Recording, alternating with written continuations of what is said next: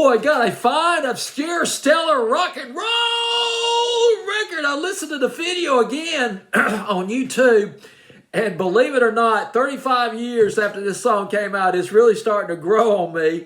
I'm not sure how I felt about the song at the time, although I got it up to number 35 on my fancy playlist of August 29th, 1987. It's Loverboy with Notorious at number 35. I never thought I'd get so enthusiastic about Loverboy, but that Notorious sport, as can be expected from a typical Loverboy record, sporting furious hooks, firestorm of guitars, riding herd on the pounding percussion, drums, and the swagger of the synth that opens this, blows this song wide open. The synth almost reminiscent of the way Living on the Prayer by Bon Jovi got started out. You got that synth that builds and it builds and it builds in momentum, builds in rhythm, and it builds in volume. And boom, here comes the guitar slamming right at you, man. It's rock and roll, I'm telling you. Loverboy was Notorious, but it did not do that well. Oh, Billboard's Hot 100. The Loverboy, one of the best loved bands back in the early 80s. Here's the deal. If you own the album or you remember this, the 8 tracks? Remember the 8 tracks? I remember listening to Shock Me by Ace Frehley of Kiss on an 8-track. I jammed out to that, but that was way back in the day. My goodness, back in the ancient days. But if on 8-track or album or cassette tape, if you own albums by Rush, REO Speedwagon, Journey, Doobie Brothers, Paul McCartney and Wings, chances are you probably had a Loverboy album. You own in a very prominent position, but a prominent place where you just get to it and just put it into your tape deck or in your or on your record player. Gosh, remember those old record players back in the days when you run the 45 and the 33s? That would be Loverboy. This would be in the early to mid 80s. That was their peak of their popularity. Probably really a lot of people loved this band, Loverboy, back in the day. Although by 1987 they began to fade out a little bit. I'll go into that in just a little bit. Let's go back to the beginning of this. Paul Dean and Mike Reno. Mike Reno, who did a lot of lead singing with Loverboy, they met and it started in a warehouse. Paul Dean had started a new band. He was rehearsing with a new band in a warehouse. Mike Reno entered that warehouse with a friend of his, saw Paul Dean performing. He said, "Can I sing?" And he got up on stage or wherever it was, and then, boy, Mike Reno belted it out. And Paul Dean and Mike Reno, they began to recognize that, we got something here. We got chemistry. Let's run with this. First show that Loverboy played, they didn't think they played that well. It's just one of those things where you just didn't feel like the mojo was working at full capacity. They played. I don't know if they opened for Kiss, but they played a Kiss concert. They were playing in front of 15,000 Kiss fans, and they felt like they were off. As a matter of fact, the bass player kept looking at Paul Dean like, "Are we getting this down or whatever?" But they played in front of a bunch of Kiss fans, and that would be no easy feat. I bet that took a lot of nerve to do. But here's the deal about Loverboy. 4 albums. They had about 3 or 4 albums that went platinum across the board, selling over 1 million copies. They're from Canada, by the way. First album was Loverboy, and I remember their first record. I do remember their first record. The synthesizer infused "Turn Me Loose" back in the winter, maybe early spring of 1981. That went to number 35 on Billboard's Hot 100 here in the States. I think it did a little bit better in Canada from where they're from. The Kid Is Hot Tonight came right after that. And then Working for the Weekend just blew it wide open for Loverboy. That was one of the iconic records written by Paul Dean himself, the guitarist and vocalist, one of the vocalists of Loverboy.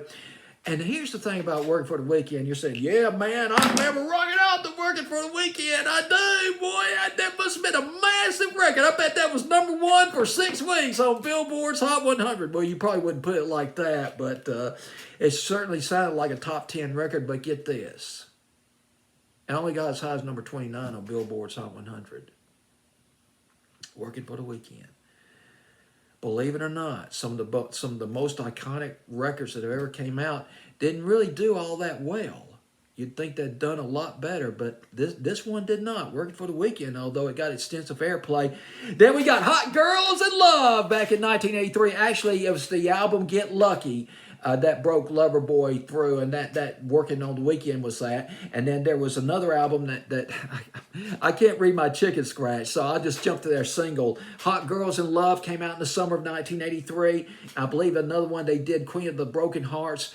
And now Hot Girls in Love almost made top 10 for Loverboy, went to number 11. But Loverboy did not get their first top 10 American hit until 1985. Loving Every Minute of It went to number 9 on Billboard's Hot 100. This could be the night, what we would call a power ballad, what was called power ballad went to number 10 on Billboard's Hot 100 for Loverboy, Working for the Weekend. I tell you, it is Friday night. Yeah, that's right. It is Friday night right now with Dean Kirk on the countdown of this fantasy playlist. The album is called Wild Side. Notorious came from Wild Side, but it did not do that well, did not go platinum. It was their 5th album, went to number 42, which was dismal for Loverboy, number 42 on Billboard's Top 200 charts. But I got to give a shout out to the guy who produced this album. He produced 3 albums by Loverboy, their biggest albums. Bruce Fairbairn, I believe is how you pronounce his name. Bruce Fairbairn, Bruce Fairbrain.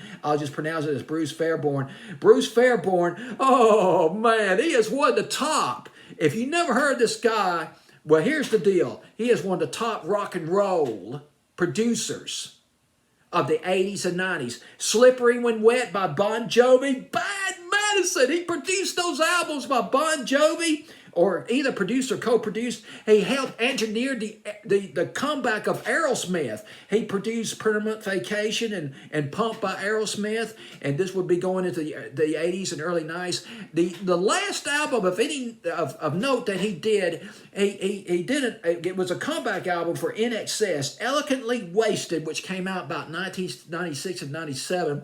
But he passed away in 1999. Bruce Fairbairn, boy, he goes back to the late 70s, man. He produced a couple of, he might even, well, I don't know, no, he didn't co-wrote it, but he produced Prism. Remember, if you're watching this video in Canada, you probably remember Prism. They only had like one top 40 hit here in the States. They weren't that well known, but boy, they did some brilliant records. Spaceship Superstar.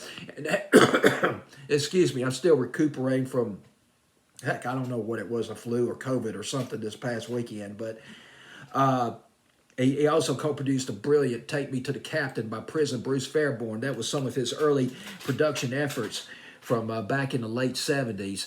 And, well, that's it, folks. I believe that's all I got right here. I'm going to look over my notes now. The original, oh, wait, there's 2 other little things. All the original members of Loverboy, they stuck together until 1999, 2000, when Scott Smith, the keyboard player, he died in a sailing accident. He played some great keyboards. I'm sure he played those keyboards on Turn Me Loose. That was a heavy synth-driven record, Turn Me Loose, although it had some crunching, some of those arena-sized guitars, which would become one of the trademarks of Loverboy's sound.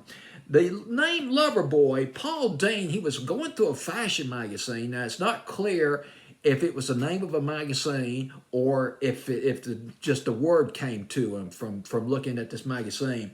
But anyway, it started out as Cover Girl, then it became Cover Boy, and then it became Loverboy. So there we go, Loverboy. And Mike Reno on lead vocals, boy, he did a good one too. Remember that one he did with Ann Wilson, boy, they complimented each other. There's some good rock and roll singers right there. Ann Wilson of Heart and Mike Reno doing Almost Paradise back in 1984, which was off of Footloose, if I recall correctly. Now, one other thing, Notorious did not do that well. See, here's the thing about Loverboys. We get into 1987, which I did this fantasy playlist.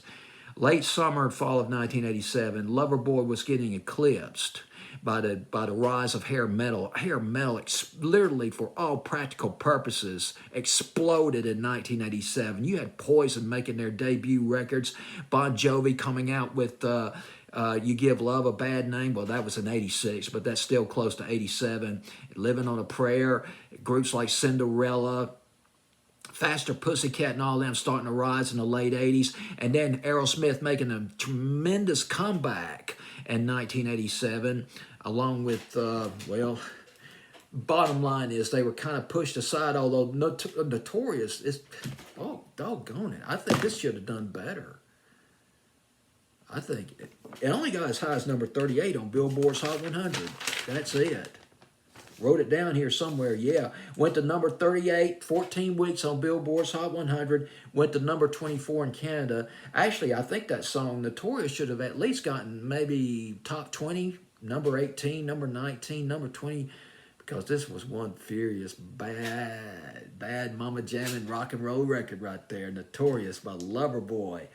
All right, so here we are. They were just getting eclipsed by these other groups that arose back, these hair metal groups that came out back in the late 80s, Aerosmith, and I'm trying to think of, well, I can't think right now because it's Friday night. I got my mind on other things, so let's go ahead and wrap this video up. At number 35, up 8 from 43, rock and roll, and I love it, Notorious by Loverboy, on this fancy playlist of August 29th, 1987.